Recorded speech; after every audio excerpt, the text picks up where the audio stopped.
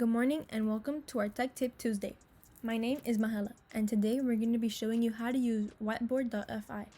Whiteboard.fi is a free online whiteboard tool for teachers and classrooms. To use Whiteboard, you start off with creating your own class. First, you'll type in your name and select what type of settings you want. Enable waiting room lobby or enable manual, save mode for students, or neither. Create a class and let your students join using a link, room code, or QR code.